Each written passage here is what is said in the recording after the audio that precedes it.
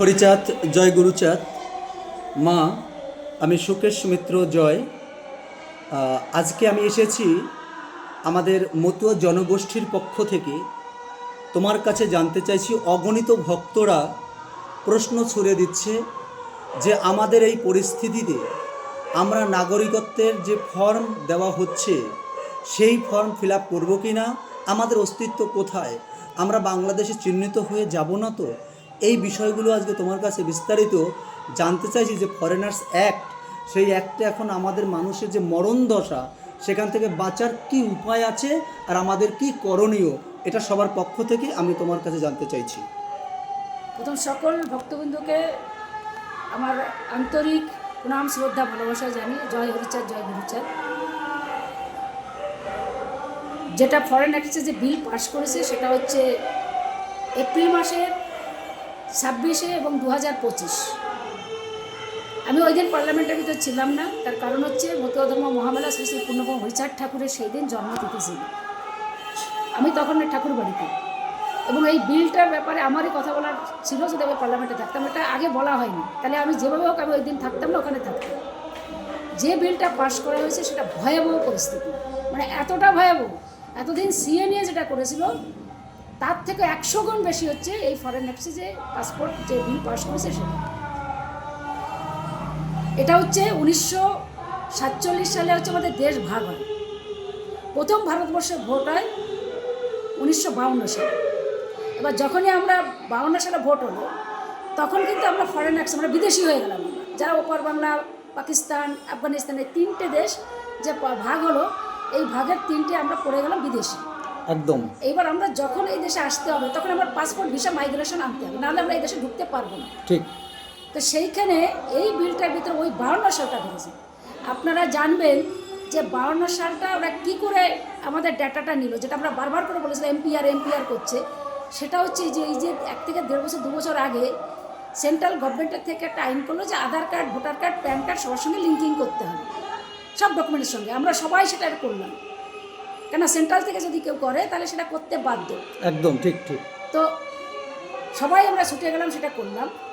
এইবার 52 সালে যারা প্রথম ভোটে মানে ভারতবর্ষে ভোট দিয়েছে তারা ভারতীয়। যেরকম তোমার সঙ্গে তোমার বাবা আছে পরিচয়পত্রে, তার সঙ্গে তার বাবার সঙ্গে তার পরিচয়পত্র আছে, তার বাবার সঙ্গে তার বাবার মানে আছে এই যে ভোটার কার্ডে। তো এই পিতৃ পরিচয় দিয়ে 1952 সালে যারা ভোট দিয়েছে তাদের ওরা ভারতীয় বলে তারা গণ্য করছে। আর যারা 1952 সালে যারা ভোট দেয়নি তারা এই দেশের নাগরিক নয়। এইবার তাদের জন্য যে আইনটা পাশ করেছে সেটা আরও ভয়াবহ। সেটা হচ্ছে যারা পাসপোর্ট করে বাংলাদেশ থেকে যারা এসেছিল তাদের আর এখান থেকে যায়নি, এবং তারা সারেন্ডারও করেনি, নাগরিকত্ব চায়নি, কিন্তু তারা এই দেশে থেকে গেছে। Aadhaar card, voter card, PAN card, যা এভরিথিং ডকুমেন্টস তারা তৈরি করেছে। হয়তো তারা বড় বড় চাকরি করছে, লেখাপড়া শিখে টিকা এই করছে, কিন্তু এই দেশ থেকে তারা আর যায়নি। তাদের জন্য হচ্ছে 5 বছরের জেল, 5 লাখ টাকা ফাইন। পরে কি করবে না করবে সেটা পরে, তারা এখানে রেখে দেবে না জেলের ভিতরে নেবে, কোথায় রাখবে সেটা পরে। এইবার তারপরে আসি যেটা উডাউট যারা এসছে, 71 যখন যুদ্ধ লাগলো তারা চলে এসছে, তারপরে বহু লোকই চলে আসছে, প্রতিদিনই তারা চলে এসছে। আস্তে আস্তে হিউজ পরিমাণে একটা লোক তারা বিশেষ করে 71-এর পরের থেকে তারা এসছে। এবং এই লোকগুলো তো কোনো পাসপোর্ট আনেনি, কি যদিও তারা পাসপোর্ট করে এসে, বললাম যে পাসপোর্ট করে আসলে জন্ম না করলে, নাগরিকত্ব না চাইলে তারা 5 বছরের জেল হবে, 5 লাখ টাকা ফাইন। আর যারা উডাউট এসছে তাদের হচ্ছে 7 বছরের জেল এবং 10 লাখ টাকা ফাইন।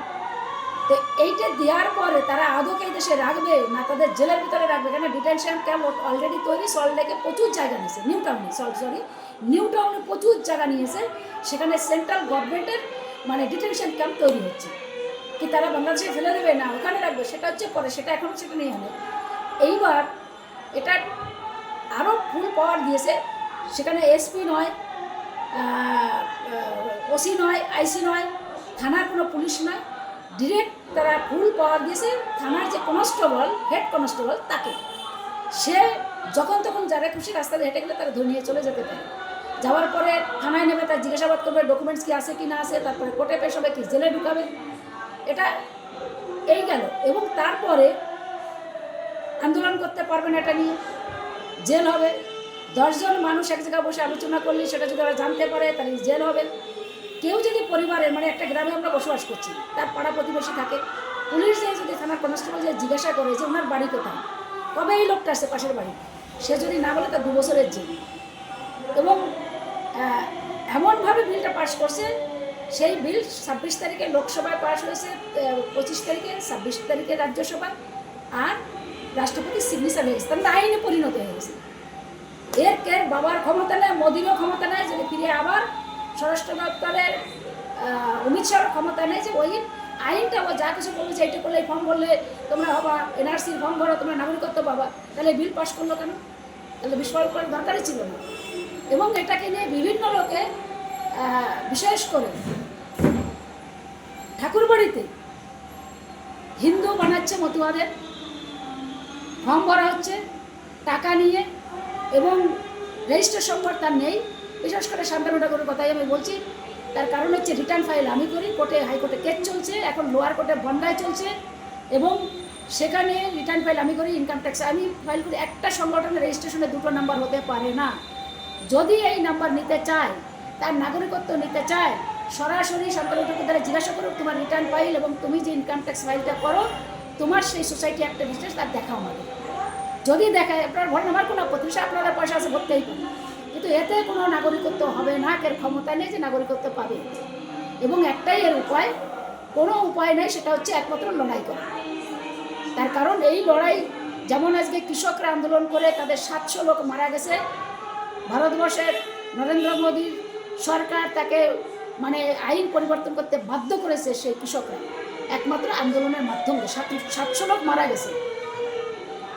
এবং এটা একমাত্র লড়াই ছাড়া কোনো উপায় নাই। জীবন ওখানে দিতে হবে, দরকার হয় আমরা মারা যাবো, জেল হবে, ফাঁসি হবে, যা হোক, লক্ষ লক্ষ লোক রাস্তায় নামতে হবে, এটাই একমাত্র উপায়, এছাড়া কোনো উপায় নাই।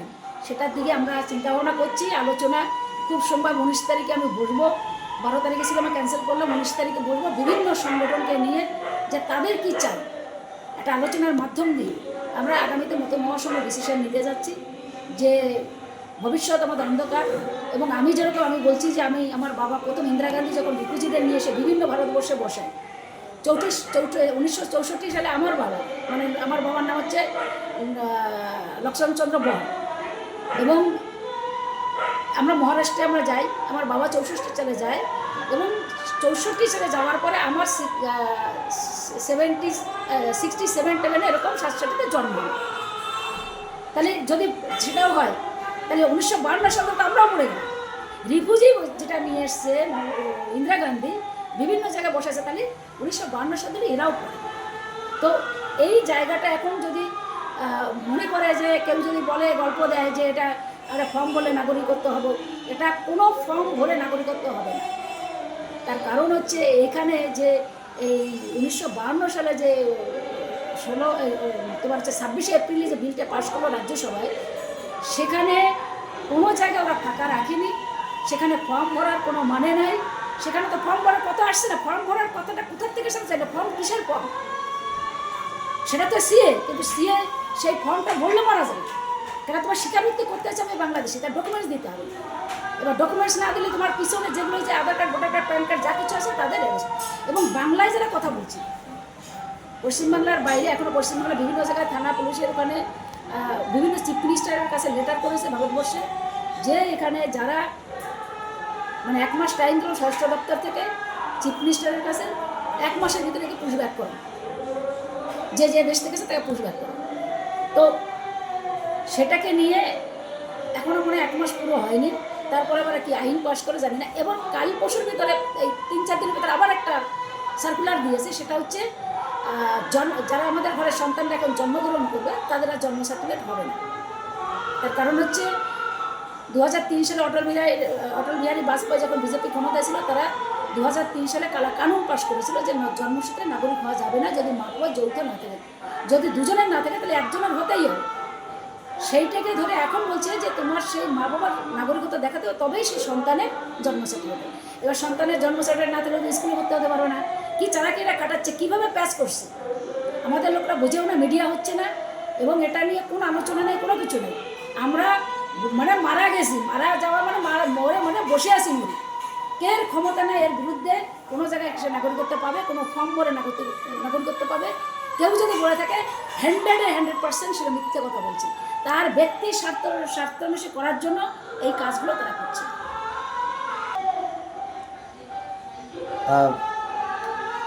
মাকে আমি আবার প্রশ্ন করব যে মা, তার মানে আজকে তোমার কাছে যা জানতে পারলাম যে এই ফর্মটা ফিল আপ করা মানে আমাদের মৃত্যুর ফাঁদ গলায় নেওয়া।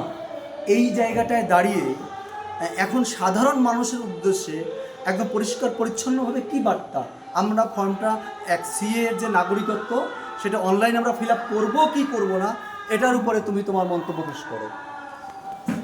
এটাই যে 1952 সাল থেকে ফর্মের, সেখানে তো কোনো ফর্মই নেই। আর সিআই যেটা বলছে সেটা যে ডকুমেন্টস দিতে হবে সেটা না থাকলে তো ফর্মটা ভরবে কী করে। এবং ফর্মটা আমি বলছি ফর্ম কেউ ভরবে না। যারা ভক্ত এবং যারা ওপার বাংলার মানুষ এসছে, সে ভক্তগুলি আমি বলবো না, যারা ওপার বাংলা থেকে এসছে, সে যে ধর্মের লোক হোক, যে জাতির হোক, সমস্যা সবার। সেটা একমাত্র হচ্ছে লড়াই করে মানে আইনটাকে পরিবর্তন করতে হবে, তাহলে আমরা বাঁচতে পারি। তার মানে হচ্ছে আমরা পরিষ্কার আজকে জানতে পারলাম মার কাছ থেকে, মা পরিষ্কারভাবে জানিয়ে দিল যে ওপার বাংলা থেকে নিষ্পেষিত, নির্যাতিত, নিপীড়িত যত মানুষ এখানে এসেছে তাদেরকে মা বললেন যে কোনোভাবেই যেন ওই মরণ ফাঁদের ফর্ম ফিল আপ না করে। এটাই মা বলতে চেয়েছে। মাকে প্রণাম জানাই।